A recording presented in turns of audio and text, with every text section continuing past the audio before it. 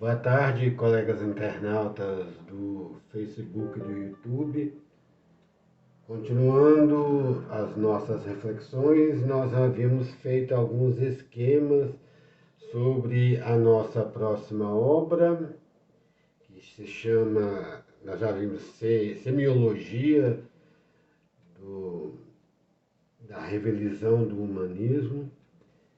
Nós já explicamos a questão, né? Usamos semiologia, mas é semiótica, né?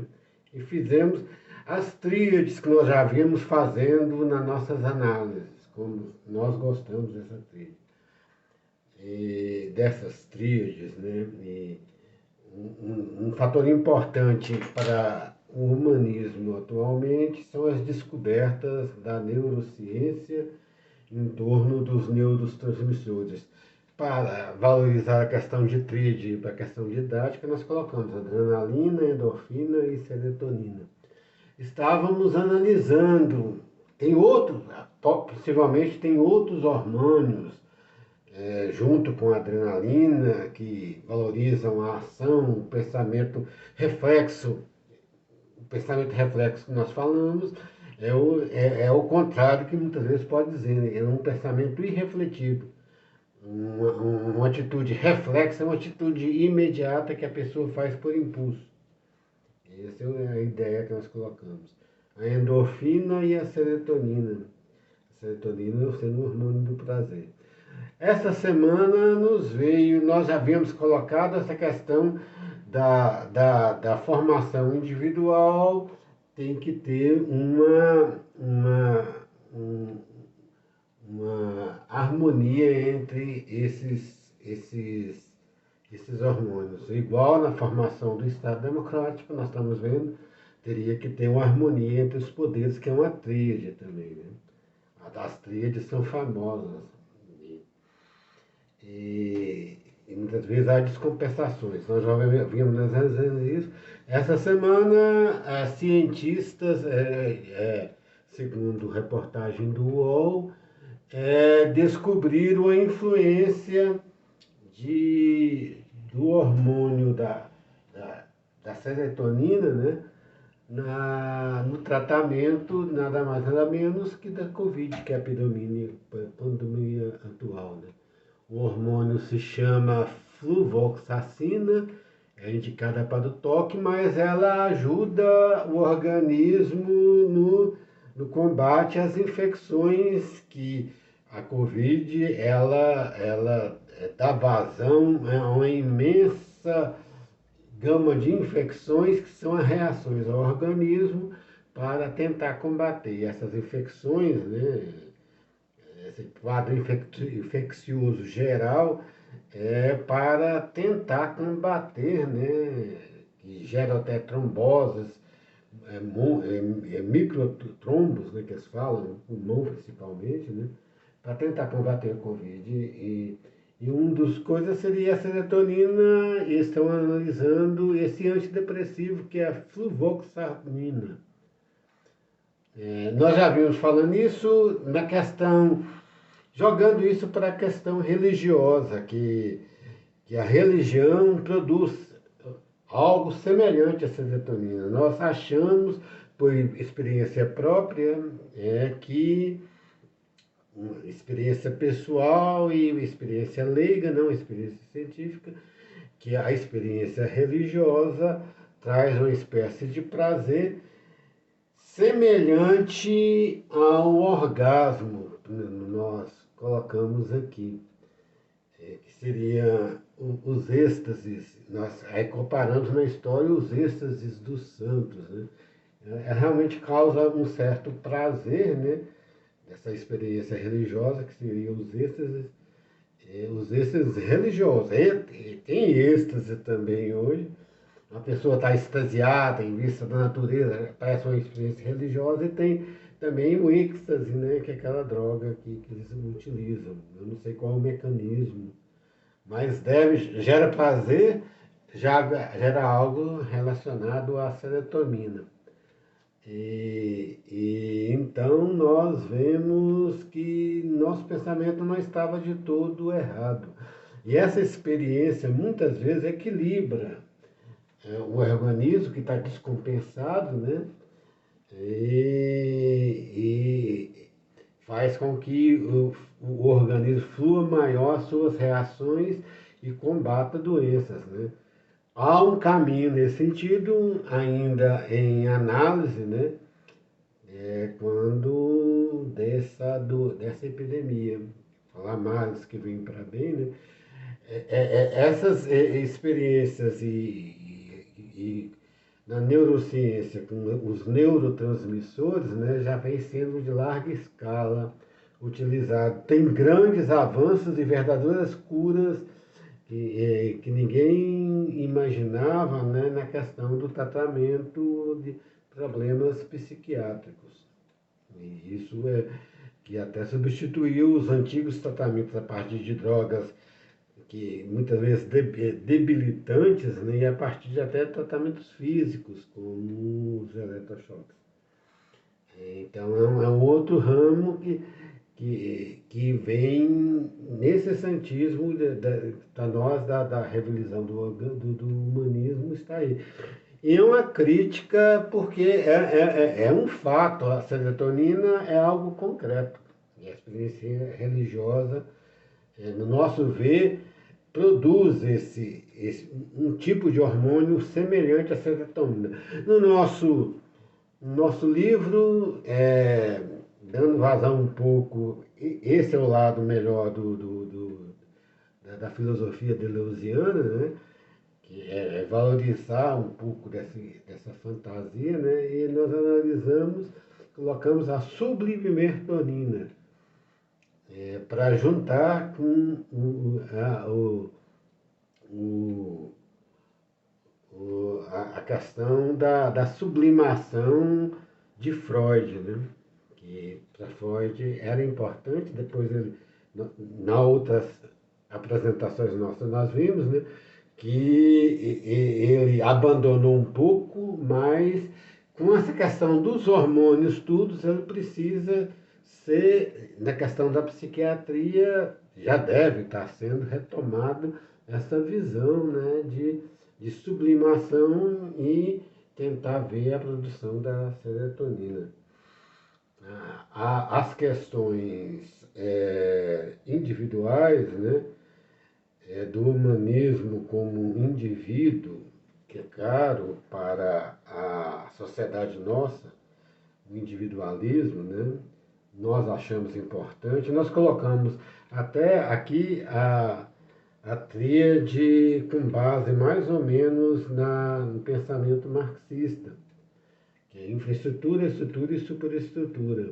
É uma tríade bem feita que Marx fez, só que Marx, segundo ele, que estava invertido, a infraestrutura é que pesa mais na superestrutura. Na nossa visão, a estrutura que seria a família e a família com formação individual, isso na visão nossa, né, é que geraria mais estabilidade pessoal. Mas o Marx não tem a visão pessoal, ele tem a visão coletiva. Até tem a famosa coisa, né, que quando há mudança na infraestrutura, isso reflete na superestrutura. E o processo revolucionário teve que se basear aqui, né, nessa visão da mudança da infraestrutura. E enquanto que o pensamento mais, vamos dizer assim, hegeliano, né, na questão do ser em si, a partir, seria estrutura e seria a família, a família aqui e a sociedade civil. Que a infraestrutura pode colocar também a questão familiar, mas nem tanto. A infraestrutura marxista são as atividades primárias que governariam o Estado em geral. E nós fazemos essa discussão e essa crítica, apesar dele identificar bem um esquema. A infraestrutura é importante para a formação inclusive da família. Nós já estamos vendo essa questão da fome, um pai de família, ou uma família, mãe de família, que numa situação de crise não consegue dar uma base material para seus filhos, gera os problemas. Nós fizemos, a nosso livro vai nessa análise. E estava vendo essa questão na natureza, outra tríade seria a natureza, a sensibilidade e razão. Razão aqui seria também, conforme Kant, o dever. O dever. A razão até é importante, para nós é mais importante a razão, mas aí a crítica kantiana é que vem a questão do dever. O dever é algo maior que a razão. A razão, principalmente quando ele fala da questão da razão especulativa, a razão especulativa não gera o dever. Isso é basicamente na crítica da razão, toda na questão da felicidade, né? Aí ele fala que o dever tem de ser valorizado pelo dever em si. A moral kantiana é baseada nessa visão moral e nessa visão do dever puro. A pessoa vai fazer aquilo por dever, não busca felicidade, mas é outra, vamos dizer assim, um outro paradoxo no nosso ver kantiano, que todas as pessoas buscam satisfação de desejos e buscam uma espécie de felicidade, isso é inerente ao ser humano. E nós falamos, Hegel já falava disso, na enciclopédia ele fala, mas ele não desenvolve. E Kant já desenvolve essa questão do dever com um organizador moral, mas muitas vezes esse dever, muitas vezes não, sempre ele é baseado em algum tipo de tendência à satisfação da felicidade. E quando ele vira muitas vezes puro radical, pode virar algo ditatorial visto nas disciplinas rígidas do nazifascismo, né? Que aí geram a visão do poder do Estado como sendo só repressor, e a visão de Deus que Kant carrega, essa visão que nós estamos vendo hoje com os talibãs, né? Deus,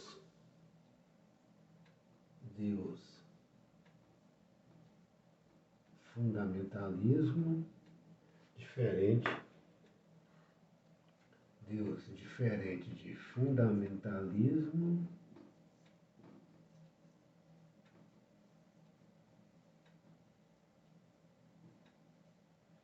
e talibãs. Talibãs é o exemplo mais atual dessa aberração desse fundamentalismo. Pensamos que aqui com uma coisa impossível de acontecer, quem for analisar, na questão do cristianismo de Cristo, a visão de Deus e a visão de disciplina de Cristo não é essa, mas muitos da chamada nova direita mundial, eles querem se dizer cristãos de uma sociedade ocidental cristã, de alguma forma, e defende um fundamentalismo, e isso não tem nada a ver com o cristianismo, nós já vimos isso para trás, que é a religião do amor, da tolerância, acima de tudo. A tolerância faz parte fundamental da moral cristã. Quem lê os evangelhos tem algumas passagens baseadas em alguma coisa do Antigo Testamento, inclusive de São Paulo. São Paulo tem longas cartas em que ele defende esse primado do amor do interior e sobre a lei. A lei aqui não é a questão assim, tem de ter a lei, mas é a questão da lei, a lei de pedra, né? Cristo veio tirar essa lei de pedra e transformar uma lei de carne. Resumiu tanto no amor por causa disso.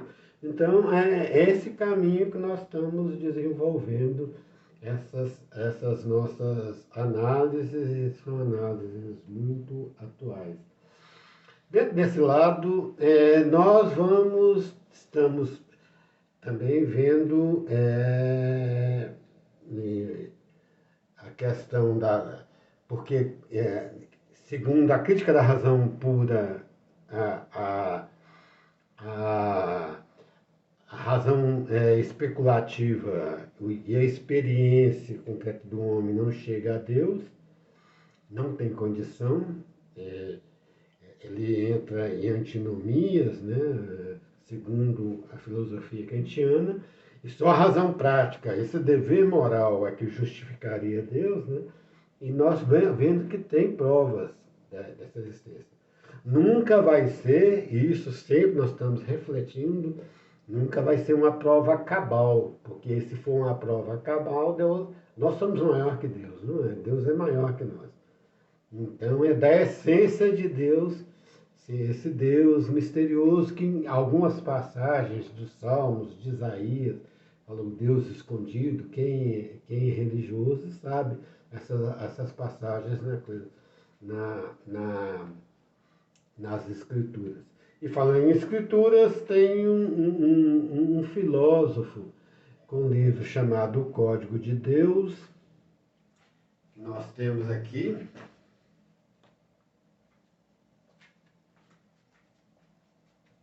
Ele, pelo que lemos aqui, ele é formado em programação, tem uma base científica muito boa, ali analisando a questão do DNA, ele coloca isso, e esse código de Deus é porque ele viu na estrutura da molécula DNA que cada um dos peptídeos, né, que são timina, citosina, adenina e adenosina, elas são formadas por 4 elementos principais.